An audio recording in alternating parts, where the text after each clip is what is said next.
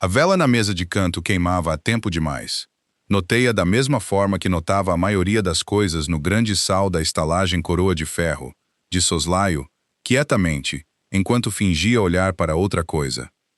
A cera tinha derretido para além do castiçal de ferro e escorria lentamente pela superfície de madeira, branca e imóvel, como algo a tentar escapar sem ser visto. Compreendi o sentimento. O meu nome é Willa, e sou empregada de mesa na Coroa de Ferro há 3 anos, 4 meses e um número indeterminado de dias que se misturaram como o vapor que subia da lareira da cozinha. Conhecia cada rangido no soalho.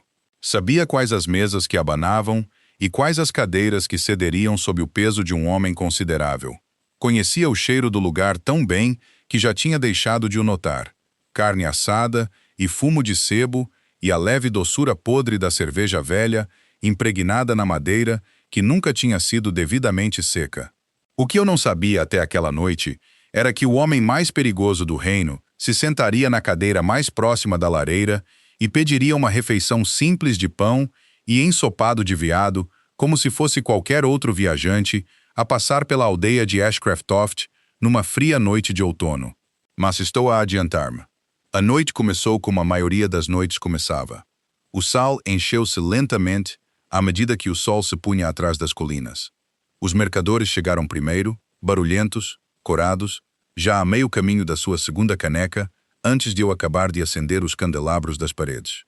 Depois vieram os homens da aldeia mais quietos, acomodando-se nos cantos com o cansaço particular daqueles que trabalham com as mãos e as costas, e raramente falam do que isso lhes custa. A lareira estava generosa naquela noite, lançando longas formas laranjas sobre o chão de pedra, e por um momento a estalagem pareceu quase quente, segura até. Movia-me entre as mesas com a invisibilidade praticada de quem aprendeu cedo e dolorosamente que ser notada raramente era uma coisa boa. O meu cabelo escuro estava preso severamente, mais por necessidade do que por estilo. O meu vestido era de lã simples, castanho escuro, com um avental que tinha sido lavado tantas vezes que o tecido se tinha tornado macio como linho velho. Não era notável. Tinha passado anos a garantir isso. Willa. A voz veio de trás do balcão de serviço. Hall, o dono da estalagem, um homem corpulento com um rosto como um rochedo e um temperamento que combinava. Ele acenou com a cabeça para o fundo do sal. A mesa no recanto chegou. Vá tratá-los. Segui o seu olhar e senti algo mudar no meu peito, embora ainda não conseguisse dar-lhe nome. Eram 4 deles sentados no recanto, a parte mais privada da estalagem, meio coberta por cortinas e ligeiramente afastada do sal principal.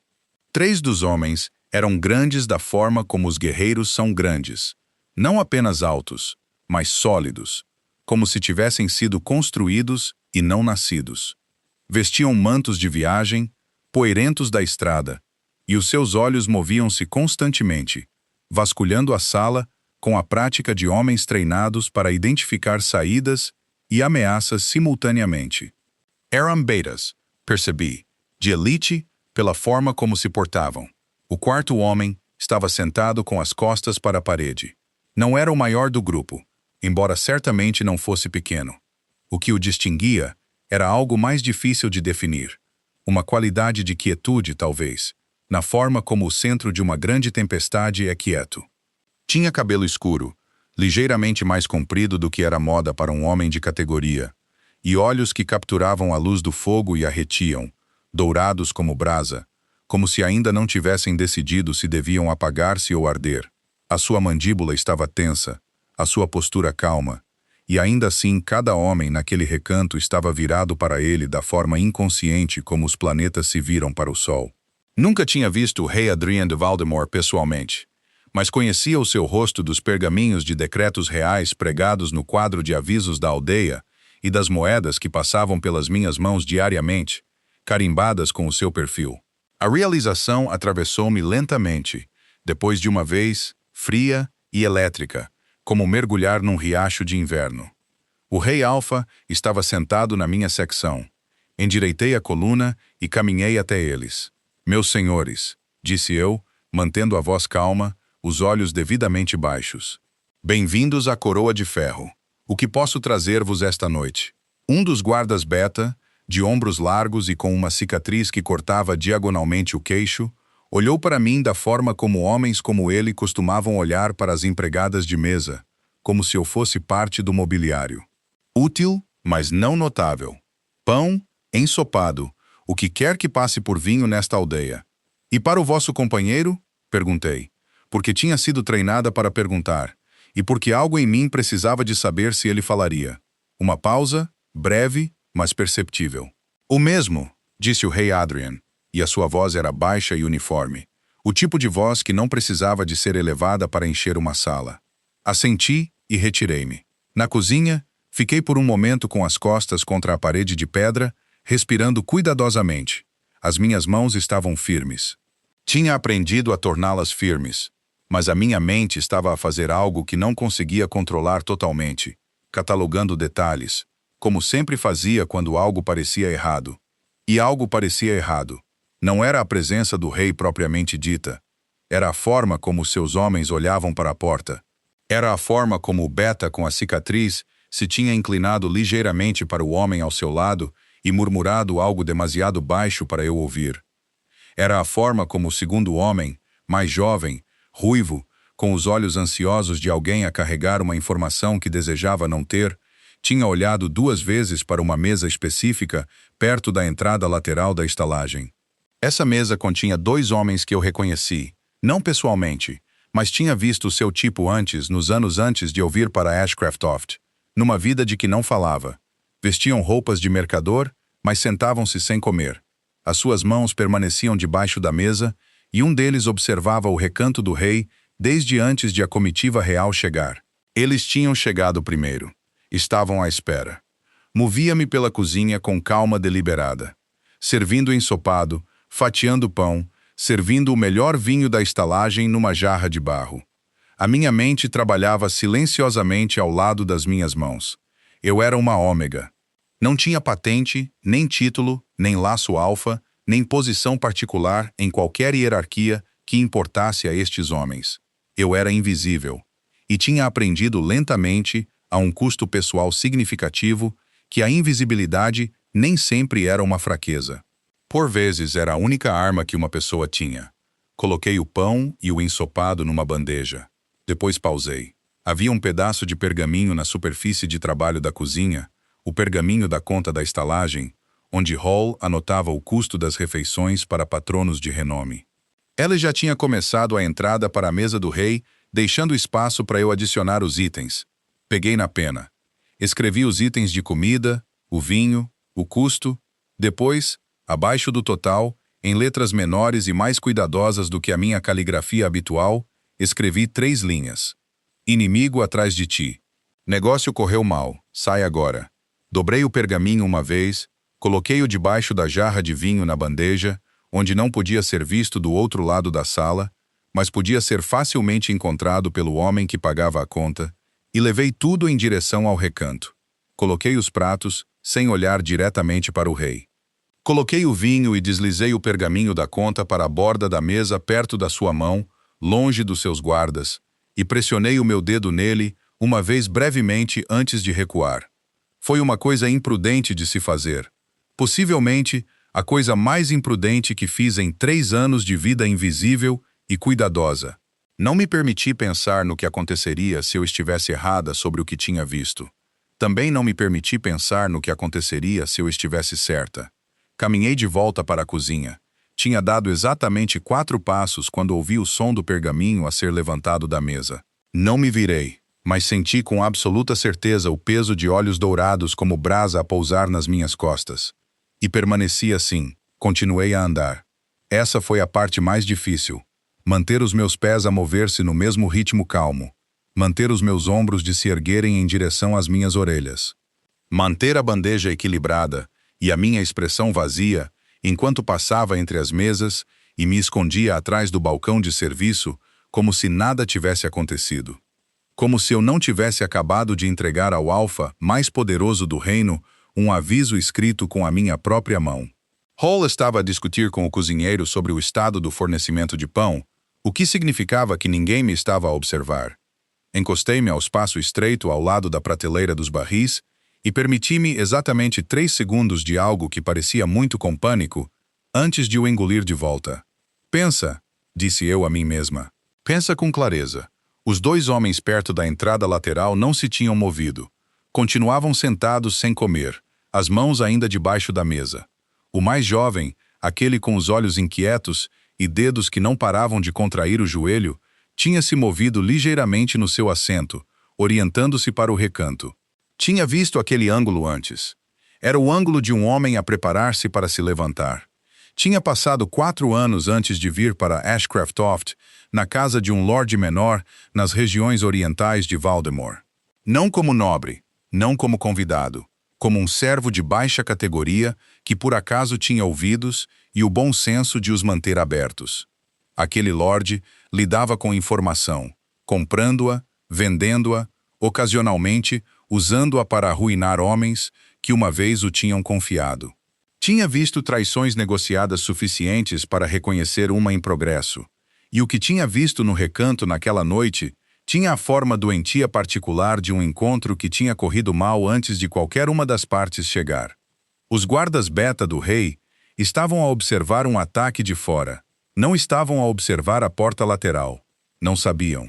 Peguei numa bandeja vazia e voltei para o sal, fazendo o caminho longo, passando pelas mesas dos mercadores, pelos homens da aldeia no seu canto, contornando amplamente o fogo, até estar perto o suficiente da mesa da entrada lateral para encher uma caneca próxima que não precisava de ser enchida. De perto, os 2 homens eram piores do que eu pensava. O mais velho tinha talvez 50 anos, com uma barba grisalha curta e os olhos planos e pacientes que pertencem a homens que decidiram as coisas com antecedência. Vestia um colete de mercador, mas o tecido era demasiado fino, e havia uma deliberadeza na sua quietude que nenhum mercador verdadeiro alguma vez tinha. Mercadores mexem-se, contam moedas nas suas cabeças, olham para a porta porque esperam lucro. Este homem olhava para a porta porque esperava um sinal.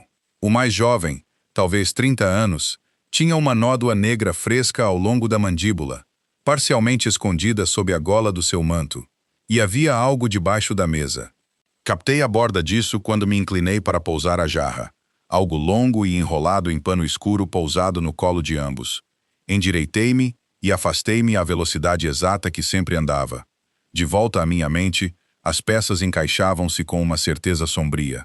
Qualquer acordo que tivesse trazido o rei Adrian a esta estalagem insignificante nesta aldeia insignificante envolvia uma terceira parte, um intermediário, um mensageiro, talvez um lorde menor a jogar em ambos os lados de uma disputa da qual eu não sabia nada.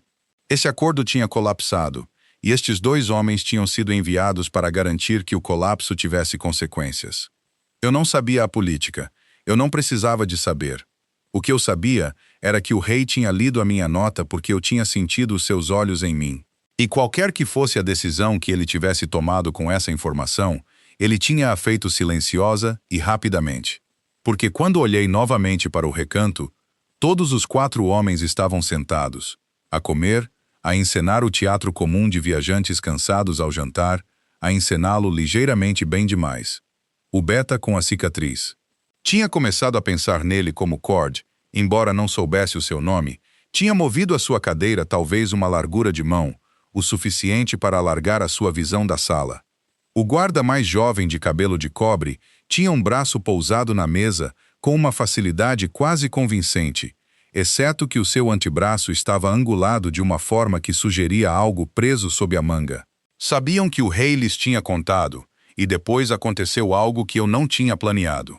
O rei Adrian levantou os olhos da sua tigela e encontrou-me do outro lado da sala com a mesma precisão sem esforço com que um falcão encontra um rato de campo na relva alta.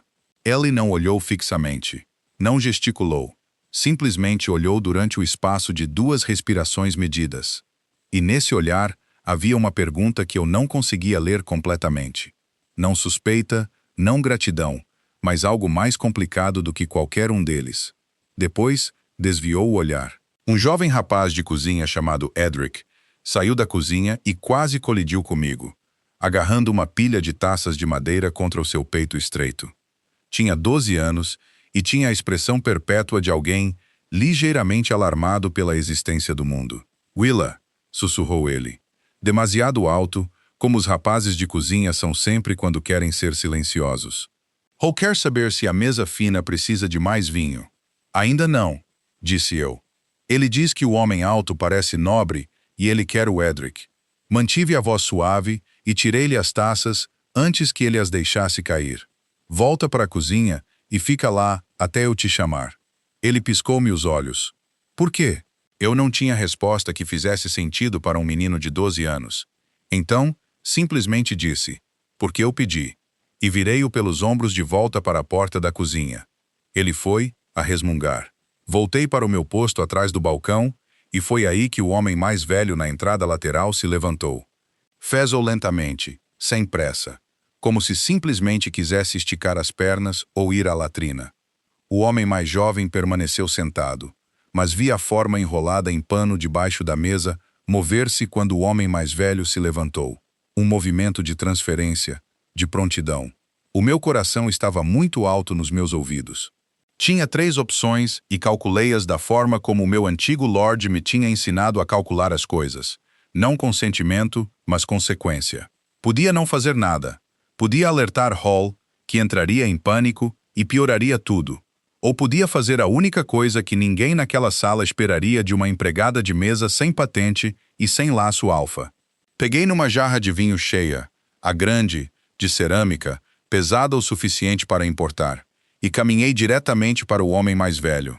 Meu senhor, disse eu, entrando no seu caminho com a confiança suave de alguém que tinha todo o direito de estar exatamente onde estava. A caneca do seu companheiro ficou vazia. Permita-me. Ele parou. Olhou para mim com aqueles olhos planos e pacientes, e viu o cálculo a acontecer por trás deles. A breve avaliação se eu era um obstáculo ou uma irrelevância. Sorri-lhe com todo o calor profissional de uma mulher que tinha sido invisível durante anos e aprendera a torná-la uma arma. O vinho é o melhor da estalagem, acrescentei, já a passar por ele em direção à mesa do homem mais jovem, pondo-me entre o homem mais velho e o recanto. Trouxe-o das reservas privadas do Hall. Ele reserva-o para convidados de distinção. O homem mais jovem olhou para mim com olhos assustados e avermelhados, e eu coloquei a jarra à sua frente e inclinei-me ligeiramente para a frente, baixando a voz para mal acima de um murmúrio.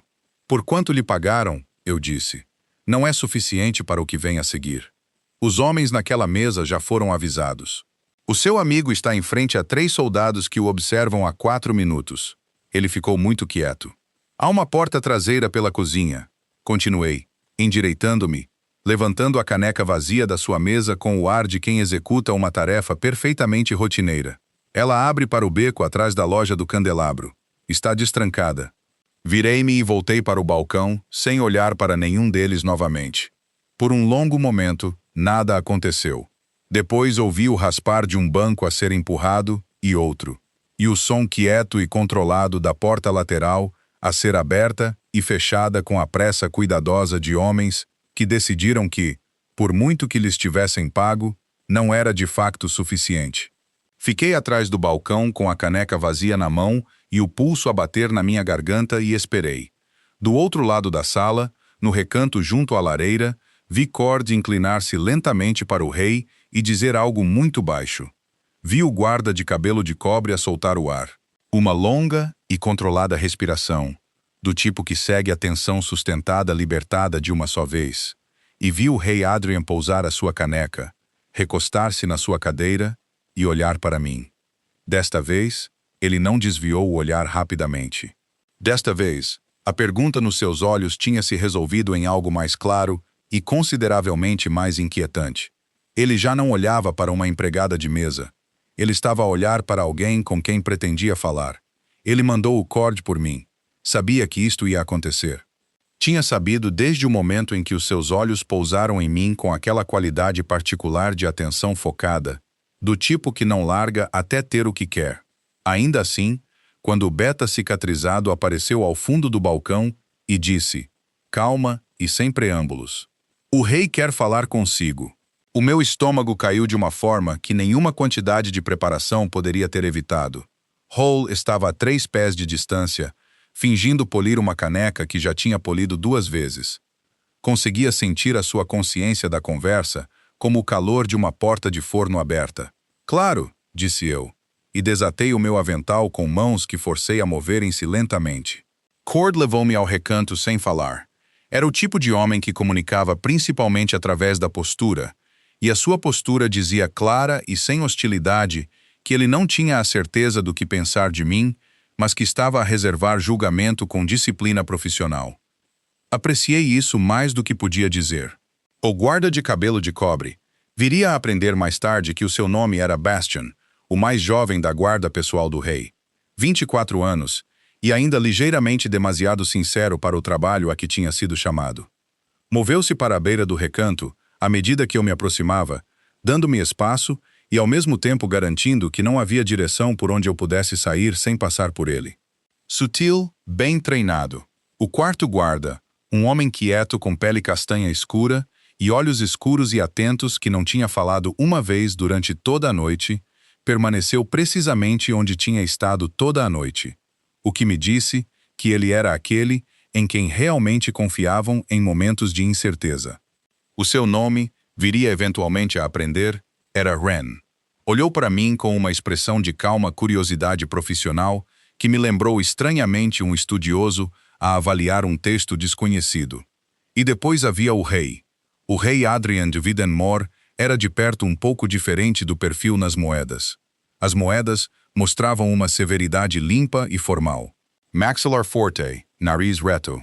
A expressão composta de autoridade representada em metal estampado. Em pessoa, havia linhas à volta dos seus olhos que as moedas não mostravam, e um cansaço na sua postura que ele carregava com a facilidade praticada de um homem que há muito tinha deixado de esperar que alguém o notasse.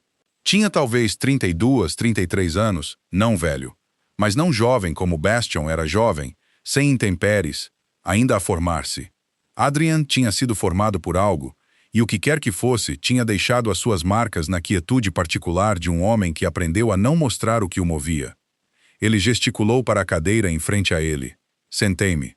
Por um momento, nenhum de nós falou. O fogo crepitava na grande lareira.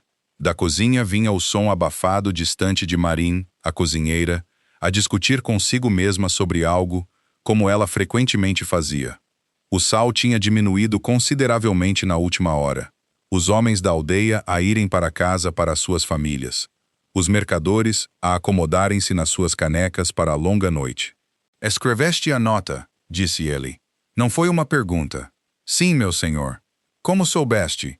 Considerei o quanto dizer e decidi que a honestidade neste ponto era consideravelmente menos perigosa do que a evasão. Os homens da mesa lateral chegaram antes do vosso grupo. Eles não estavam a comer. Um deles tinha um hematoma consistente com um desacordo recente, e o outro observava a entrada com a paciência de alguém à espera de um momento predeterminado em vez de um convidado esperado. Fiz uma pausa, e havia algo debaixo da mesa deles, enrolado em pano. Longo e estreito.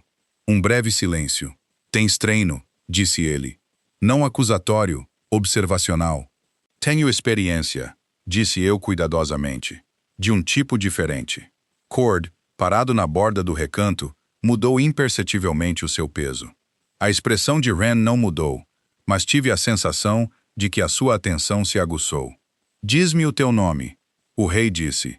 Willow, meu senhor, sirvo aqui. Há quanto tempo? 3 anos e alguns meses.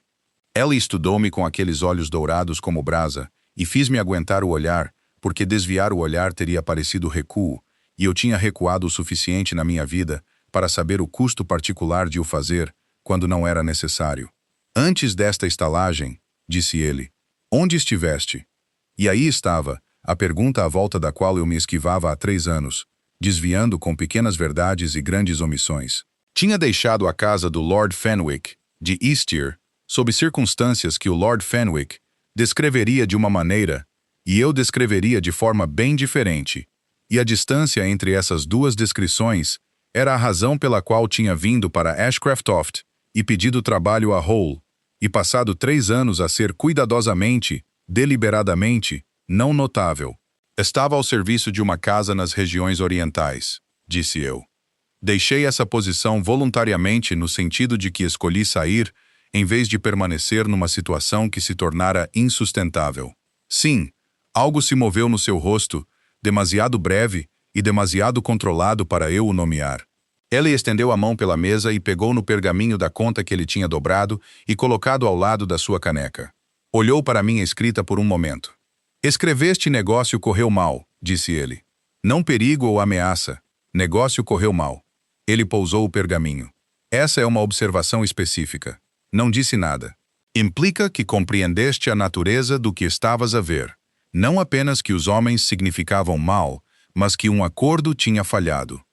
Ele inclinou-se ligeiramente para a frente, os antebraços apoiados na mesa, e a sua voz baixou um registro, não para a intimidade, mas para o silêncio de um homem que falava com precisão. O que viste exatamente que te disse isso? Pensei nisso honestamente, porque ele merecia uma resposta honesta. O hematoma do homem mais jovem era fresco. Ele tinha sido agredido recentemente, no passado dia ou dois. Isso sugeriu um conflito dentro do grupo para que eles trabalhavam, um desacordo sobre o método ou o pagamento, ou ambos. Homens que estão alinhados não chegam com hematomas frescos. Homens que foram coagidos ou que estão a ser vigiados pelo seu próprio lado, sim. Cruzei as mãos no colo. Ele tinha medo do homem ao lado dele tanto quanto de qualquer outra coisa. Isso disse-me que o acordo estava sob tensão interna. Quando um negócio corre mal, os homens enviados para o salvar raramente são os homens que o fizeram. São os homens com mais a perder se ele falhar. O recanto estava muito quieto. Bastion, à minha esquerda, estava a olhar para mim com uma expressão de surpresa não disfarçada que ele estava claramente a tentar, e a falhar, em disfarçar com algo mais profissional. Ren inclinou a cabeça em talvez um grau, o que eu estava a começar a suspeitar ser a sua versão de espanto aberto. Cord não disse nada, mas a sua avaliação de mim tinha se revisado visivelmente. O rei Adrian recostou-se na sua cadeira. Os homens que enviaste pela cozinha, disse ele. Dei-lhes a oportunidade de sair. Não posso obrigar ninguém, disse eu. Disse ao mais jovem que tínhamos estado a observar o seu companheiro. Eu disse-lhe algo que era quase verdade, e que seria verdade em momentos. Julguei que isso seria mais útil do que esperar. Julgaste, repetiu ele. E havia algo no seu tom que eu não conseguia ler. Não escárnio, não desaprovação, mas algo cuidadoso e considerado. Estou ciente, disse eu calmamente, de que não era o meu lugar agir. Sou uma ômega sem patente e sem posição em qualquer assunto que diga respeito à vossa corte ou à vossa segurança. Meu senhor, agi sobre o que vi, porque eu vi, e porque a alternativa era não fazer nada. Encarei o seu olhar firmemente. Estou preparada para aceitar qualquer consequência que sintam apropriada. O fogo estalou agudamente. Lá fora, o vento de outono pressionava contra as janelas comportadas da estalagem, fazendo-as vibrar nas suas molduras. O rei Adrian olhou para mim por um longo tempo. Depois disse algo que eu não esperava. Estás contente aqui? A pergunta aterrou tão longe de qualquer território que eu tivesse preparado que quase não a compreendi. Meu senhor? Aqui. Ele gesticulou ligeiramente. Ao Estalagen, o sal, a vida de invisibilidade cuidadosa que construí à minha volta como uma fortaleza sem portão. É aqui que pretendes permanecer? Abri a boca, fechei-a. Em 3 anos, ninguém me tinha perguntado isso. Não Hall, que valorizava a competência acima do sentimento. Não Marine, que valorizava a quietude. Não as mulheres da aldeia que ocasionalmente me acenavam no poço e ocasionalmente não o faziam. Ninguém tinha olhado para a vida que eu estava a viver e perguntado se eu a pretendia, ou se ela simplesmente se tinha acumulado à minha volta como lama de inverno se acumula em botas. Lentamente, sem decisão, até que um dia olhaste para baixo e percebeste que não conseguias mover-te. Não pensei muito em pretender, disse eu finalmente. Pensei principalmente em continuar. Algo mudou na sua expressão. O cansaço ainda estava lá. Era claramente um residente permanente, mas por baixo dele, outra coisa emergiu brevemente. Reconhecimento, talvez. Ou a dor particular de ouvir outra pessoa dizer em voz alta uma coisa que pensaste em privado durante anos. Ele estendeu a mão para a dobra interior do seu manto de viagem e tirou um pequeno selo plano, a marca real de Valdemar, pressionada em cera escura numa tira de pergaminho.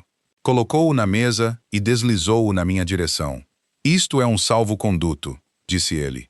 Permitirá viajar por qualquer posto de controlo no reino, sem questionamento, e apresentar-se nos portões do castelo de Valdenor dentro de uma quinzena. Ele fez uma pausa. Se escolheres vir. Olhei para o salvo-conduto. Vir para quê? Perguntei. E a minha voz estava mais firme do que eu tinha o direito de esperar. Para pensar, disse ele simplesmente. Sobre pretender. Levantou-se então, e os seus homens moveram-se com ele. Cord, Bastion, Ren, a eficiência sincronizada de uma unidade que tinha trabalhado em conjunto tempo suficiente para se mover como um só corpo. Ele colocou moedas na mesa, mais do que o pedido, consideravelmente mais, e apertou o seu manto de viagem à volta dos ombros. Na borda do recanto, parou sem olhar para trás. Notaste o que 4 soldados treinados não notaram? Disse ele em voz baixa. Gostaria de saber por quê. E depois saiu da estalagem Coroa de Ferro para a escuridão fria do outono. E eu fiquei sentada sozinha no recanto com um salvo-conduto real nas mãos e a vela ainda a queimar na mesa de canto, pingando cera branca na madeira como algo a tentar muito escapar. Não dormi naquela noite. Deitei-me no meu estreito catre na pequena sala acima da cozinha da estalagem, uma sala mal suficientemente larga para o catre, e um baú de madeira, e uma única janela que dava para o beco. E olhei para o teto, e ouvi o vento a trabalhar o seu caminho através de cada fenda nos beirais. O salvo-conduto real estava debaixo da minha almofada, não escondido exatamente, mas perto. Hall não me perguntou o que o rei queria.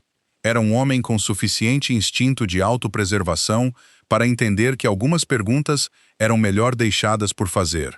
Mas tinha visto seus olhos a seguirem-me quando voltei para o balcão naquela noite, e tinha visto a limpidez cuidadosa da sua expressão, que significava que ele estava a pensar muito sobre algo que ele estava a escolher não dizer.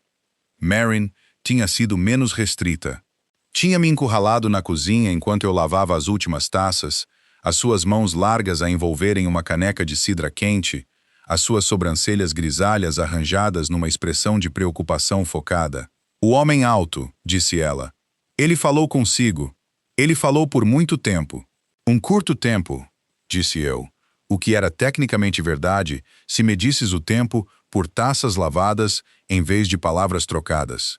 Meryn tinha 60 anos e cozinhava nesta estalagem há 30 deles. E ela tinha o olhar de uma mulher que tinha sobrevivido a todas as evasões que alguma vez tinha encontrado.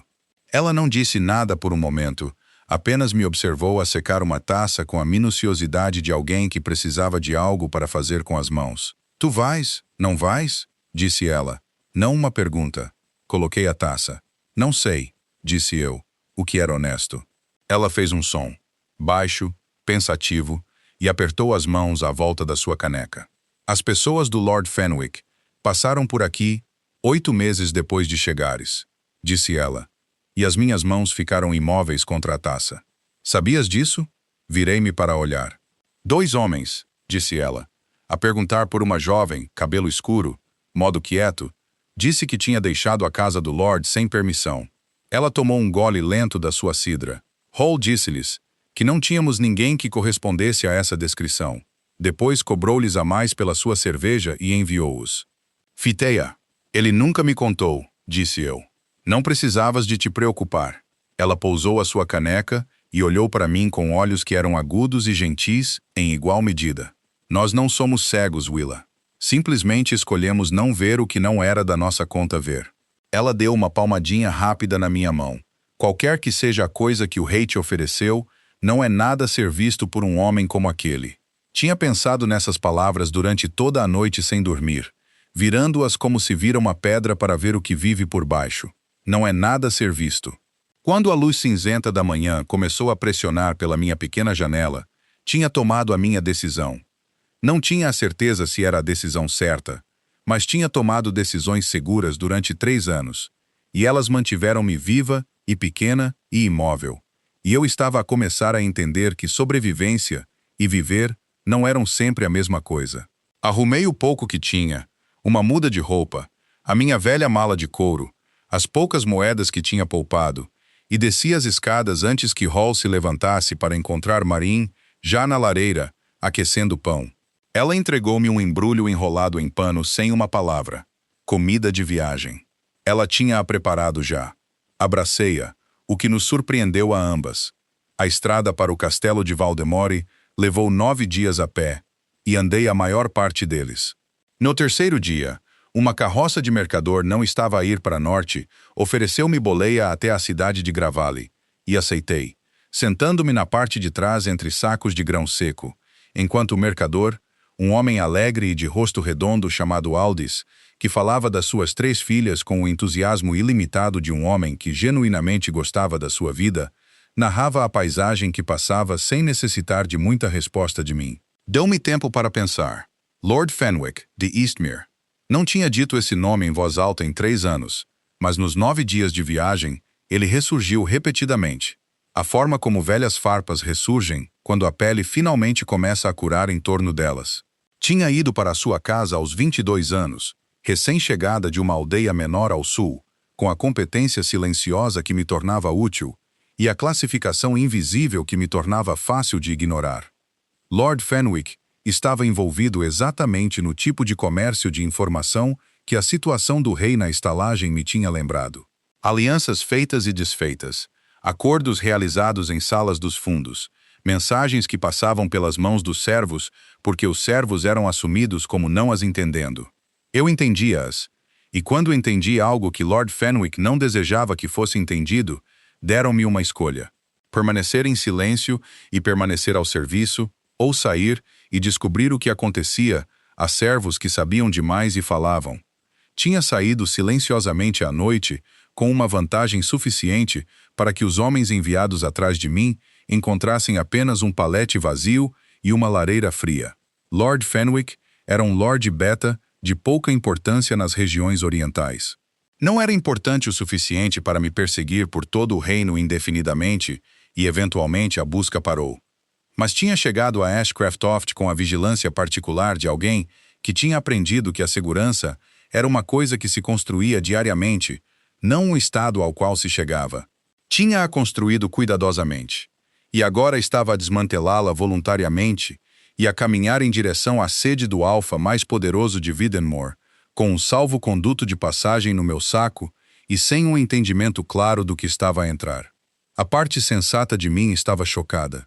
A outra parte, a parte que tinha escrito 3 linhas num pergaminho de conta e segurava uma jarra de vinho de cerâmica, entre um homem perigoso e um rei, era algo totalmente diferente. O castelo de Moor ergueu-se do Planalto Norte como uma declaração. Vi o primeiro do topo da última colina na estrada no final da tarde do 9º dia, e parei de andar por 1 minuto inteiro só para o absorver. Era vasto da forma como as coisas construídas para durar séculos são vastas. Não chamativo, não ornamental, mas possuindo um peso e permanência que faziam tudo à sua volta parecer temporário em comparação. Muralhas de pedra escura, 4 torres, estandartes em carmesim profundo e preto, a estalar ao vento norte. Uma cidade tinha crescido à volta das suas muralhas exteriores, ao longo de gerações, densa e em camadas, fumo a subir de 100 lareiras. O posto de controlo na estrada principal era guardado por 2 guardas reais, nas cores do rei. Apresentei o meu salvo-conduto. O mais velho dos 2 guardas olhou para ele, olhou para mim, absorvendo a mala gasta, a poeira de 9 dias de viagem no meu manto, a aparência geral de alguém que não esperava fazer esta viagem, e depois olhou para o salvo-conduto novamente. Será levada ao mordomo do castelo, disse ele, e o seu tom tinha mudado de uma forma que eu reconheci. Não exatamente diferença, mas recalibração. Espere aqui. Esperei. Um jovem pajem, talvez 15 anos, com uma expressão ligeiramente sobrecarregada de alguém recém-designado para um posto importante, veio buscar-me em menos de 1/4 de hora e levou-me pela cidade exterior, pelo portão secundário do castelo, e para dentro da grande fortaleza. O interior do castelo de Valdenor não era o que eu esperava, embora eu não pudesse dizer precisamente o que esperava. Era mais silencioso do que eu imaginava, focado em vez de cerimonial. Os corredores cheios do movimento eficiente de pessoas que tinham tarefas e as estavam a completar. Mordomos e escribas moviam-se com pergaminhos debaixo dos braços. Guardas trocavam turnos nas interseções dos corredores com a precisão sem pressa de um sistema que corria a tempo suficiente para se tornar segunda natureza. A mordoma do castelo era uma mulher alta e angular, chamada Sarah, talvez 55 anos, com cabelo escuro, com riscas prateadas, presos severamente para trás, e olhos da cor de ardósia de inverno. Ela recebeu-me num pequeno escritório ao lado do corredor principal. Olhou para mim com a eficiência abrangente de alguém que avaliava pessoas para viver e disse: "É a mulher da coroa de ferro." "Sou eu", disse eu. Sua Majestade deixou instruções relativas à sua chegada. Ela abriu um livro de registros na sua secretária. Fez uma nota com precisão nítida. Receberá um quarto na ala leste, acesso à biblioteca do castelo e uma refeição diária no salão dos servos. Não é prisioneira nem convidada. O seu estatuto é... Ela fez uma pausa, e pela primeira vez, algo menos que certo cruzou o seu rosto. Indeterminado. Indeterminado. Repete. Sua Majestade falará consigo quando as suas obrigações atuais permitirem. Ela olhou do livro de registros. Ele está presentemente ocupado com o Conselho dos Lordes. Há uma questão de uma negociação falhada nas terras orientais que exigiu atenção significativa na última quinzena. Fiquei muito quieta. As terras orientais, o território do Lord Fenwick. Há quanto tempo o Conselho está reunido? Perguntei, mantendo a voz cuidadosamente nivelada. Sarah estudou-me por um momento. Desde 2 dias após o seu regresso de uma digressão pelas aldeias do sul. Ela fechou o livro de registros. Há algo que queira contar-me sobre as terras orientais? Olhei para a janela. Céu cinzento do norte. O pátio interior do castelo abaixo. Um guarda a atravessar as pedras com o manto apertado contra o vento. 3 anos de silêncio cuidadoso. 9 dias de caminhada deliberada em direção a algo que eu não conseguia nomear completamente. Sim, disse eu lentamente. Acho que pode haver. Sarah sentou-se, largou a sua pena e cruzou as mãos sobre a secretária com a compostura de uma mulher que há muito tinha aprendido que a informação mais importante chegava sempre da forma mais inconveniente. Então sente-se, disse ela, e conte-me desde o início. Sarah ouviu como as pessoas experientes ouvem, sem interromper, sem os pequenos sons encorajadores que as pessoas menos certas usam para preencher o silêncio, sem escrever nada até eu ter terminado. Ela simplesmente sentou-se com as mãos cruzadas e os seus olhos de ardósia de inverno no meu rosto. E quando terminei, ela ficou em silêncio por um longo momento antes de pegar na sua pena. Tinha contado tudo a ela. Lord Fenwick, o comércio de informação, as mensagens que passavam pelas mãos dos servos, a natureza específica do que tinha ouvido nas minhas últimas semanas na sua casa, uma negociação conduzida por intermediários, uma promessa de favor político estendida a um lorde estrangeiro, em troca de algo que eu tinha entendido na altura como perigoso, e entendi agora, sentada no escritório da mordoma do castelo de Valdenmoor, como consideravelmente mais perigoso. Fenwick tinha estado a negociar influência em nome de alguém acima da sua categoria, alguém que queria acesso ao conselho do rei sem a visibilidade de uma abordagem direta. Quando terminei, Sarah escreveu 3 linhas, selou-as com a sua própria marca e entregou a nota selada ao pajem que tinha estado em pé, silenciosamente junto à porta. "Ao Capitão Wren", disse ela, imediatamente. O pajem tinha partido antes que o eco das suas palavras tivesse cessado. Ela voltou a olhar para mim. "Entendes o que acabaste de descrever? Uma conspiração visando o conselho." "Sim, e carregas isto há 3 anos." "Carreguei-o de Eastmere e enterrei-o em Ashcraftoft porque não tinha estatuto para o levar a lado nenhum, e nenhuma certeza de que levá-lo não me tornaria apenas um problema mais conveniente de resolver silenciosamente." Encarei o seu olhar. Tinha visto como Lord Fenwick resolvia problemas inconvenientes. Sarah assentiu uma vez, não com simpatia exatamente, mas com o reconhecimento particular de uma mulher que entendia precisamente o que eu queria dizer e não necessitava de elaboração. "Tens estatuto agora", disse ela. "O salvo-conduto do rei, dá-te isso, sejam quais forem as suas razões para o emitir." Levantou-se, alisando a sua veste com um movimento decisivo de alguém que fecha um capítulo e começa o próximo. "Será levada ao seu quarto. Coma. Descanse. Caminhaste 9 dias, e carregas algo que tem sido pesado por consideravelmente mais tempo do que isso. Amanhã exigirá a sua plena clareza. Ela tinha razão. Eu sabia que ela tinha razão. E ainda assim o sono. Quando chegou naquela noite no quarto limpo e simples na ala leste, uma cama real, uma janela real, uma lareira que alguém tinha arranjado e acendido sem ser pedido, pareceu menos um descanso, e mais a quietude particular que vem mesmo antes de algo se romper. Fui levada perante o rei, 3 dias depois, não num grande sal, não na sala do trono, que eu tinha vislumbrado através de uma porta aberta durante a minha segunda manhã no castelo, e que era tão imponente quanto tal sala deveria ser.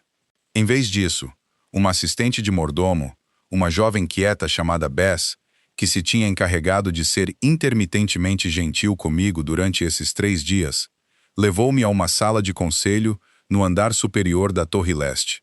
Uma sala de trabalho, não uma sala cerimonial. Mesa comprida. Mapas esperavam nos cantos com discos de ferro, velas em cada extremidade, e a luz pálida de outono entrava por 2 janelas estreitas que davam para as colinas do norte. Cord estava lá, de pé perto da porta com a mesma quietude profissional que eu lembrava da estalagem. Wren estava lá, sentado ao lado da mesa, com um pergaminho aberto à sua frente, e ele levantou o olhar quando eu entrei com a mesma atenção calma e medidora de antes, embora algo nele tivesse mudado.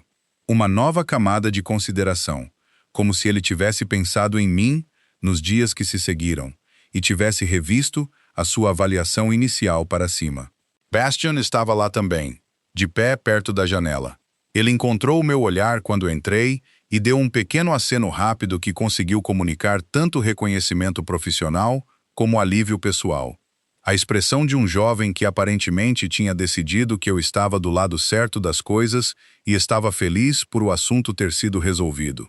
Adrian estava lá, de pé no extremo da mesa com as costas para a porta, olhando para um mapa. Virou-se quando eu entrei, e por um momento ficamos a olhar um para o outro através do comprimento da câmara. Ele parecia cansado, mais cansado do que na estalagem. O cansaço mais visível na configuração desprotegida de uma sala de trabalho em vez de um sal público. Mas os seus olhos eram os mesmos, dourados como brasa, diretos, carregando aquela qualidade de atenção que te fazia sentir simultaneamente visto e avaliado.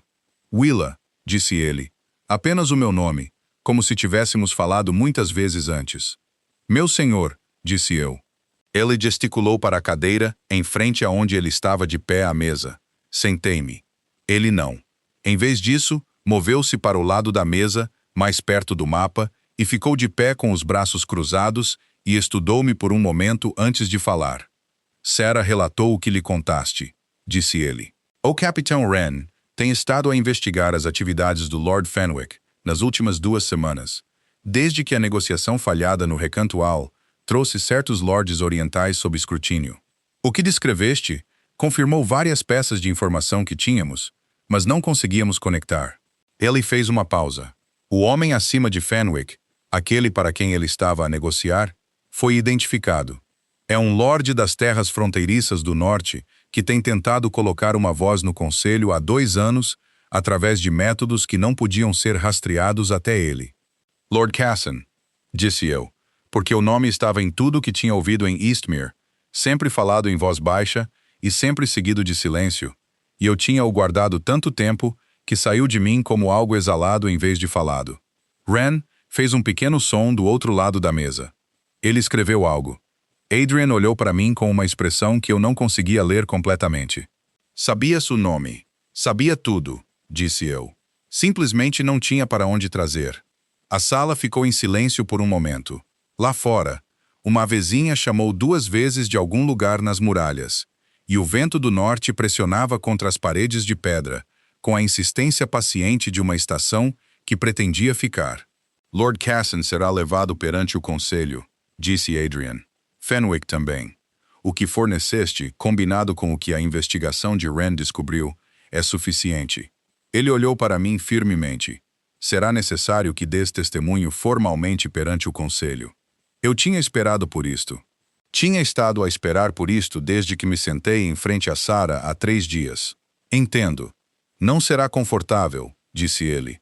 E a palavra confortável na sua voz era cuidadosa e precisa. Não suavizando, não avisando, mas honesta. Fenwick contestará. Cassen tem aliados no conselho que tentarão desacreditar o teu relato. És uma ômega sem patente formal e sem laço, e usarão isso. Eu sei, disse eu. E farás isso de qualquer maneira. Não era exatamente uma pergunta, mas respondi como se fosse. Passei 3 anos a ser invisível porque não tinha outra opção. Vim aqui porque me ofereceste uma. Encarei o seu olhar. Sim, farei isso. Algo moveu-se na sua expressão. Aquela mesma coisa breve e controlada que eu tinha visto na estalagem. Aquela coisa que eu não tinha conseguido nomear. Podia nomeá-la agora, à luz mais clara da câmara da Torre Leste. Não era admiração exatamente, embora contivesse alguma. Estava mais perto de reconhecimento, o alívio particular de alguém que tem procurado algo específico há muito tempo e finalmente o encontrou num lugar inesperado. O testemunho perante o conselho ocorreu uma semana depois, no grande salão. Não vou fingir que foi fácil. Os aliados do Lord Cassen foram precisamente tão implacáveis como Adrian tinha avisado. 3 lords de considerável patente que questionaram a minha memória, o meu caráter, a minha posição, as minhas motivações, e a fiabilidade da palavra de uma ômega contra a de um Lord Beta com 30 anos de serviço à coroa. Eram hábeis nisso, o tipo de habilidade que vem da prática. Mas eu tinha passado 4 anos a ouvir homens como eles falar. E tinha passado 3 anos a manter tudo o que sabia organizado e intacto dentro de mim, como uma biblioteca a qual ninguém tinha sido permitido visitar. Responde a cada pergunta com a mesma firmeza que usara para carregar uma bandeja através de um sal cheio enquanto calculava ameaças. Calmamente, precisamente, sem hesitar. Cord ficou à porta da câmara durante o testemunho. Wren sentou-se à mesa das provas. Bastian, aprendi mais tarde, tinha passado a noite anterior ao testemunho a garantir silenciosamente que 3 das testemunhas que tinham sido pressionadas a reconsiderar os seus relatos tinham recebido informações adicionais sobre as proteções disponíveis para aqueles que testemunhavam honestamente. Ele era mais capaz do que a sua fé sincera sugeria. Quando terminou, Lord Cassen foi removido do conselho pendente de um tribunal formal. Lord Fenwick apresentou uma confissão por escrito antes que o tribunal pudesse ser organizado. O ato, disse Sarah mais tarde com a precisão seca de uma mulher que tinha visto muitos tais atos, de um homem que compreendeu quando a contabilidade tinha chegado. 3 semanas após o testemunho, numa manhã em que a primeira geada tinha chegado durante a noite e deixado o pátio do castelo a brilhar sob um sol baixo e branco, Adrian encontrou-me na biblioteca. Eu tinha passado as minhas manhãs lá. Era uma sala vasta no 2º andar da fortaleza principal, cheia do cheiro particular de pergaminho velho e pó e do óleo de madeira usado para preservar as estantes. E tinha se tornado o primeiro lugar em muito tempo que parecia genuinamente um lugar onde eu podia pensar. Ele sentou-se em frente a mim, à mesa de leitura, sem cerimônia, e olhou para o volume aberto à minha frente por um momento. Uma história dos territórios do norte, por acaso. Eu tinha estado a lê-la em parte por interesse, e em parte porque compreender o terreno por baixo de um conflito sempre me tinha parecido o início necessário para compreender o conflito em si. O Conselho votou por formalizar o teu estatuto, disse ele. Como testemunha reconhecida e contribuinte para uma questão de segurança da coroa, tens direito a uma designação de patente e a uma posição formal dentro do castelo, se quiseres uma. Ele fez uma pausa. Sarah sugeriu um papel consultivo para o escritório da mordoma. Ela não faz tais sugestões levianamente. Eu sei, disse eu. Ela disse-me. Ele ficou em silêncio por um momento. É isso que queres? Fechei o livro cuidadosamente e olhei para ele do outro lado da mesa. Nas semanas desde o testemunho, algo tinha mudado entre nós lentamente, como as estações mudam, através de pequenos momentos acumulados, em vez de qualquer evento único. Ele tinha procurado as minhas observações 2 vezes em reuniões de preparação do conselho, fazendo perguntas e ouvindo as respostas com a atenção focada de alguém que genuinamente queria entender em vez de ser concordado. Tinha-o visto com os seus altos funcionários em momentos desprotegidos, firme e direto concorde, paciente com a ocasional excessiva ânsia de Bastian, quietamente dependente da firmeza de Ren. E eu tinha compreendido, observando-o, que o cansaço que eu tinha visto primeiro nele não era fraqueza, mas o peso particular de um homem que tinha sido responsável por demasiado tempo, sem o tipo particular de honestidade que só vem de alguém sem interesse em dizer-te o que queres ouvir. Penso, disse eu cuidadosamente, que o que quero é parar de ser invisível. Não me refiro a patente ou posição. Exato, encarei os seus olhos. Quero dizer que passei 3 anos a tornar-me o mais pequena possível e gostaria de parar. Ele olhou para mim por um longo momento. Então para, disse ele em voz baixa. Não foi uma grande declaração. Não foi o gesto amplo de romance de que são feitas as canções. Foram simplesmente 2 palavras de um homem que tinha passado os seus próprios longos anos a carregar um peso sozinho.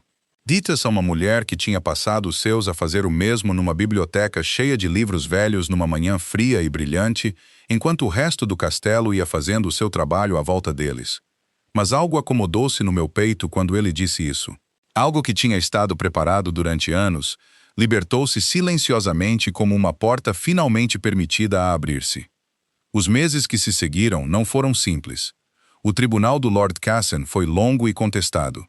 A reestruturação dos assentos do Conselho Oriental exigiu trabalho cuidadoso. O papel consultivo de Sarah provou ser exatamente tão exigente e exatamente tão interessante como ela tinha implicado, e houve dias que terminaram com os meus olhos a arder de leitura de pergaminhos, e a minha mente tão cheia de logística e linguagem que caía no sono antes que a vela se apagasse. Bastian tornou-se a maneira de jovens que decidem que encontraram alguém digno de lealdade, algo muito parecido com um irmão mais novo, aparecendo em momentos inconvenientes com perguntas, pairando protetoramente durante as sessões do conselho, com as intenções transparentes de alguém que ainda não sabia o quão transparente ele era. Ren e eu desenvolvemos uma compreensão mais silenciosa construída sobre manhãs partilhadas na sala de registros e o particular respeito mútuo de 2 pessoas que ambos preferiam a observação à performance. Cord permaneceu Cord, reservado, profissional, gradualmente menos guardado comigo, da forma específica de um homem que reviu a sua opinião e está confortável com a revisão. Aprendi o castelo, aprendi os seus ritmos e as suas hierarquias e a sua velha e encamadas história. Da mesma forma que uma vez aprendi cada rangido no soalho da coroa de ferro. E aprendi, Adrian, lentamente. Da forma como se aprende algo que tem muitas divisões e nem todas estão imediatamente abertas. Aprendi que ele acordava antes do amanhecer e andava pelas muralhas sozinho na escuridão da manhã, não por vigilância, mas pela necessidade de silêncio antes que o dia o exigisse para estar disponível para todos nele. Aprendi que ele carregava a perda das alianças mal geridas do seu pai como uma dívida que pretendia pagar através da qualidade da sua própria governação. Aprendi que o cansaço que eu tinha visto nele primeiro era real, mas não permanente. Que ele se levantava em pedaços em salas onde não tinha que encenar uma certeza que não sentia. Na primavera, numa noite em que o pátio estava cheio do cheiro de novo crescimento, e a última geada tinha finalmente recuado das pedras do norte, ele pediu-me para caminhar com ele nas muralhas. Caminhamos por muito tempo sem falar, da forma como as pessoas caminham quando o silêncio entre elas se tornou confortável o suficiente para ser partilhado em vez de preenchido. O reino estendia-se abaixo de nós na luz da noite. A cidade, as estradas, as colinas distantes a ficarem suaves e verdes com a estação. Tenho pensado, disse ele, sobre o que te perguntei na estalagem, se estavas contente. Lembro-me, disse eu. Perguntei mal. O que eu quis dizer foi, ele parou, recomeçou com a cautela de um homem a escolher palavras que pretendia manter. Eu estava à procura há algum tempo de alguém que me dissesse coisas verdadeiras, não o que eu queria ouvir, não o que era politicamente conveniente. Eu não esperava encontrá-lo escrito num pergaminho de conta numa estalagem em Ashcraft. Olhei para o seu perfil, as linhas à volta dos seus olhos, o maxilar que as moedas tinham renderizado em metal frio, mas que na vida era consideravelmente mais humano, a qualidade particular da sua quietude. Podias ter mandado alguém para fazer o acompanhamento, disse eu. Não tinhas de oferecer o salvo-conduto tu próprio. Não, concordou ele. Não tinha de o fazer. A luz da noite estava a ficar âmbar e baixa, como acontece na primavera, quando os dias se alongam e o ar ainda carrega a memória fria do inverno. Abaixo de nós, no pátio, um grupo de jovens pajens do castelo estava a ser treinado nas suas formações noturnas por um guarda paciente que tinha a expressão ligeiramente resignada de alguém que tinha sido encarregado desta tarefa durante muitos anos. Gostaria que ficasses, disse Adrian, não como conselheira do escritório de Sarah, embora isso também. Se o quiseres. Quero dizer, ele virou-se para me olhar diretamente, e a direta disso era muito parecida com ele. Sem encenação, sem cerimônia, apenas o peso honesto de algo dito claramente. Gostaria que ficasses como alguém que importa por direito próprio, não por causa do que sabes ou do que viste ou do que testemunhaste. Pausa. Por causa de quem és quando não estás a tentar ser invisível. Fiquei com o vento da primavera no cabelo e o reino estendido abaixo de mim, e um homem ao meu lado que estava a pedir com cada palavra desajeitada e honesta, disso não um servo ou um informador ou uma conveniência, mas um companheiro. Pensei na estalagem coroa de ferro, na vela a queimar há tempo demais, no pergaminho da conta na minha mão, na pena, nas 3 linhas que tinha escrito porque tinha visto algo e não podia deixar de o ver, e não fazer nada já não parecia uma opção. Pensei em Marin, a pressionar comida de viagem nas minhas mãos, sem ser pedida, em 9 dias numa estrada poeirenta. Sarah a dizer, senta-te e conta-me desde o início, com a graça factual de alguém que entendia que o início era exatamente onde a verdade tinha de começar. Pensei em 3 anos de ser pequena, e na decisão tomada numa noite sem dormir com um salvo-conduto real debaixo do meu travesseiro, que pequena já não era algo que eu estivesse disposta a ser. Sim, disse eu, ficarei. Casamos no outono, quando as colinas à volta de Valdemar tinham ficado vermelhas e douradas, e o pátio estava espesso de folhas caídas, que os pajens varriam todas as manhãs e o vento substituía todas as tardes. Não foi uma grande cerimônia à maneira dos casamentos reais em canções antigas, embora fosse formal e testemunhada, e todas as tradições do reino tivessem sido devidamente observadas. O que a tornou o que era menor que a cerimônia. A forma como ele segurou a minha mão durante os votos com uma firmeza que dizia que ele tinha decidido e não estava incerto, e a forma como eu segurei as suas costas com a mesma. Cord ficou à porta do grande salão com a compostura direita de um homem que se tinha adaptado a muitas coisas na sua carreira e aparentemente tinha decidido que este era um dos desenvolvimentos mais razoáveis. Bastian corou com o entusiasmo transparente de alguém que tinha estado emocionalmente investido no resultado durante meses e estava aliviado por ter estado certo. Ren, quando cruzei o seu olhar pelo salão, deu-me o pequeno aceno que eu tinha vindo a entender como a sua versão de profunda aprovação. Sarah, sentada na primeira fila com o seu cabelo com riscas prateadas preso tão severamente como sempre, observou a cerimônia com uma expressão que não era exatamente um sorriso, mas era a coisa exata que vive mesmo ao lado de um. O que eu sei agora que não sabia então, é isto. As 3 linhas que escrevi naquele pergaminho de conta não foram um ato de coragem. Ou, pelo menos, não foram apenas isso.